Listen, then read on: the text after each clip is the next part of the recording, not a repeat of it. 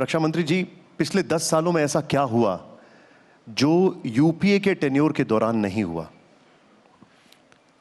देखिए,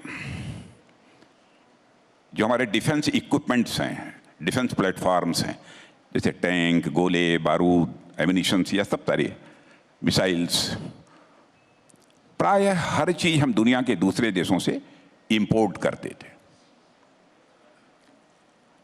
और उस समय विश्व का सबसे बड़ी इंपोर्टर कंट्री कोई थी तो वो भारत थे इस मामले में। लेकिन आज आपको जानकर खुशी होगी कि भारत इन 9 वर्षों के अंदर ही दुनिया की टॉप 25 एक्सपोर्टर कंट्रीज की क्यू में आकर खड़ा हो गया है। जब मैंने डिफेंस मिनिस्टर के रूप में जिम्मेदारी संभाली थी तो उसके पहले हमारे प्रधानमंत्री जी ने डिफेंस के मामले में आत्मनिर्भर भारत का होना चाहिए, इस अप्रोच के साथ उन्होंने काम कराना प्रारंभ किया था। और उसका परिणाम अब दिखने लगा है।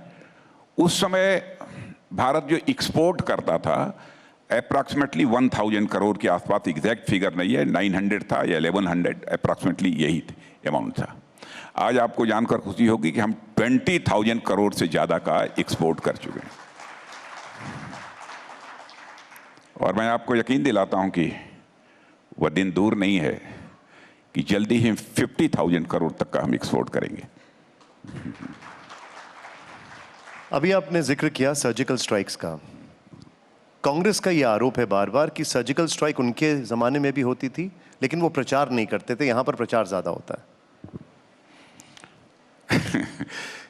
अब मैं समझता हूं कि अपनी कमजोरी को छिपाने का इससे अच्छा तरीका और कोई दूसरा नहीं हो सकता है। भाई, यदि कोई भी कंट्री किसी दूसरी कंट्री के ऊपर कोई अटैक करे, कुछ भी छोटी मोटी भी हरकत करती है, सारी दुनिया को मालूम हो जाता है। और भारत इतना बड़ा काम कर रहा है, सर्जिकल स्ट्राइक और एयर स्ट्राइक कर रहा है,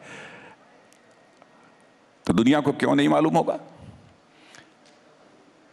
और पाकिस्तान स्वयं यह कह रहा है कि भारत हमारे ऊपर जुल्म ढा रहा है, उसके बाद भी उनको सर्टिफिकेट चाहिए। मैं समझता हूं कि स्वस्थ लोकतांत्रिक व्यवस्था में इस तरीके से सेना के शौर्य और पराक्रम पर सवालिया निशान नहीं खड़े किए जाने चाहिए।